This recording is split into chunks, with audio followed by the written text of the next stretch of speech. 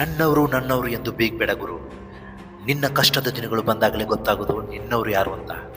ನೀನು ಅನಾರೋಗ್ಯ ಅಂತ ಹಾಸ್ಪಿಟ್ಲಲ್ಲಿ ಬಿದ್ದಿರ್ತೀಯಲ್ಲ, ಆಗ ಗೊತ್ತಾಗುತ್ತೆ ನಿನ್ನವರು ಯಾರು ಅಂತ. ಎಕ್ಸಾಮ್ನಲ್ಲಿ ಫೇಲ್ ಆಗಿ ಮುಂದೇನು ಅಂತ ಚಿಂತೆಯಲ್ಲಿ ಮುಳುಗೋಗಿರ್ತೀಯಲ್ಲ, ಆಗ ಗೊತ್ತಾಗುತ್ತೆ ನಿನ್ನವರು ಯಾರು ಅಂತ. ಇದೆಲ್ಲ ನಿನಗೆ ಯಾಕೆ ಹೇಳ್ತಾ ಇದ್ದೀನಿ ಅಂದರೆ, ಎಲ್ಲವೂ ಮುಗಿದು ಹೋಯಿತು ಅಂತ ಅನಿಸ್ದಾಗಲೇ ಜೀವನದ ಹೊಸ ಅಧ್ಯಾಯ ಶುರುವಾಗೋದು. ಸಮಯ ನಿಂತಿಲ್ಲ, ನಿನ್ನನ್ನು ಸಿದ್ಧಪಡಿಸ್ತಾ ಇದೆ. ಗೆಳೆಯ, ಒಂದು ಮಾತನ್ನು ಹೇಳ್ತೀನಿ ಕೇಳು. ನಿನ್ನ ಸಂಗಡ ಇರೋರೆಲ್ಲ ಸಂಬಂಧಿಕರಲ್ಲ, ಸಂಕಟಕ್ಕೆ ಒದಗಿದವನೇ ನಿಜವಾದ ಸಂಬಂಧಿಕ. ಇಲ್ಲಿ ನೀನು ಹೇಗೆ ಇದ್ದರೂ ಪ್ರಪಂಚ ನಿನ್ನನ್ನು ಆಡ್ಕೊಳ್ಳುತ್ತೆ, ಆಡ್ಕೊಂಡು ನಗುತ್ತೆ. ಹಾಗದ ಮಾತ್ರಕ್ಕೆ ನೀನು ಕುಗ್ಗಬಾರ್ದು. ಫಲ ಸ್ವಲ್ಪ ತಡವಾದರೂ ಪ್ರಯತ್ನ ನಿಲ್ಲಬಾರ್ದು. ಕಣ್ಣು ದಣಿದರೂ ಕನಸು ಕುಗ್ಗಬಾರ್ದು. ನೀನು ಸಕ್ಸಸ್ ಆಗೋವರೆಗೂ ತಲೆಯಲ್ಲಿ ಒಂದು ವಿಚಾರ ಬೇಕು, ನಾವಾಯಿತು, ನಮ್ಮ ಕೆಲಸ ಆಯಿತು ಅಂತ. ಆಗ ಮಾತ್ರ ನೀನು ಜೀವನದಲ್ಲಿ ಗೆಲ್ಲೋಕ್ಕಾಗೋದು. ತಲೆ ತಗ್ಗಿಸಿ ನಿನ್ನ ಕೆಲಸ ನೀನು ಮಾಡಿದ್ರೆ ಅದರ ಫಲವೇ ನಿನ್ನನ್ನು ಮುಂದೊಂದು ದಿನ ತಲೆ ಎತ್ತುವಂತೆ ಮಾಡುತ್ತೆ.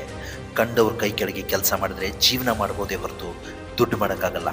ಈ ಪ್ರಪಂಚದಲ್ಲಿ ನೀನು ದುಡ್ಡು ಮಾಡು, ಆಗಲೇ ಜನ ನಿನಗೆ ಮರ್ಯಾದೆ ಕೊಡೋದು.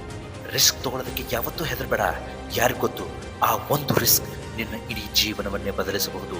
ಅದೊಂದು ಕಾಲ ಇತ್ತು ಗೆಳೆಯ, ಒಬ್ಬರ ಕಾಲಿಗೆ ಮುಳ್ಳು ಚುಚ್ಚಿದ್ರೆ ಇನ್ನೊಬ್ಬರು ತೆಗೆಯಲು ಸಹಾಯ ಮಾಡ್ತಾ ಇದ್ರು. ಆದರೆ ಇಂದಿನ ಕಾಲದಲ್ಲಿ ನಾವು ನಡೆಯೋ ದಾರಿಯಲ್ಲಿ ನಮ್ಮವರೇ ಮುಳ್ಳನ್ನು ಚೆಲ್ತಾರೆ.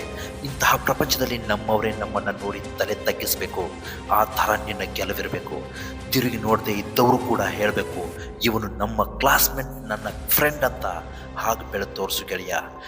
ನಿನ್ನ ಗುರಿ ಎಷ್ಟು ದೊಡ್ಡದಾಗಿರಬೇಕು ಅಂದರೆ, ಪ್ರಾರಂಭದಲ್ಲಿ ಯಾವ ಜನ ನಿನ್ನ ನೋಡಿ ನಗ್ತಾ ಇದ್ರೋ ಕೊನೆಯಲ್ಲಿ ಅದೇ ಜನ ನಿನ್ನ ನೋಡಿ ಹೊಗಳಬೇಕು. ಆದ್ದರಿಂದ ದೊಡ್ಡ ಕನಸು ಕಾಣು, ಅದಕ್ಕಾಗಿ ಮಾತ್ರ ಕಷ್ಟಪಡ್ತಾ ಇರು. ಮೈ ಡಿಯರ್ ಫ್ರೆಂಡ್, ಸೋಲ್ತೀನಿ ಅಂತ ಹೆಜ್ಜೆ ಹಾಕಬೇಡ, ಗೆಲ್ತೀನಿ ಅಂತ ಹೆಜ್ಜೆ ಮುಂದೆ ಹಾಕು. ನೌಕರಿ ಸಿಗ್ತಾ ಇಲ್ಲ ಅಂದರೆ ಜೀವನ ನಿನಗೆ ಮಾಲೀಕನಾಗುವ ಅವಕಾಶ ಕೊಡ್ತಾ ಇದೆ ಅಂತ ಅರ್ಥ. ಗೆಲುವಿನ ಗುರಿ ಕೆಲವರಿಗೆ ಉರಿ. ಡೋಂಟ್ ವರಿ, ನೀನು ಮುಂದುವರಿ, ಗೆಲುವು ನಿನ್ನದಾಗಲಿ. Best of luck. ಕೊನೆಗೊಂದು ಮಾತು ಹೇಳ್ತೀನಿ, ನಿನಗೆ ಫ್ಯೂಚರೇ ಇಲ್ಲ ಅಂದವ್ರ ಮುಂದೆನೇ ಒಂದು ದಿನ ಫಾರ್ಚುನರ್ ತಂದು ನಿಲ್ಲಿಸು. ಅದುವೇ ಜೀವನದಲ್ಲಿ ನೀನು ಮಾಡುವಂತಹ ಅತಿ ದೊಡ್ಡ ಸಾಧನೆ. ನಮಸ್ಕಾರ, ಎಲ್ರಿಗೂ ಒಳ್ಳೆಯದಾಗಲಿ.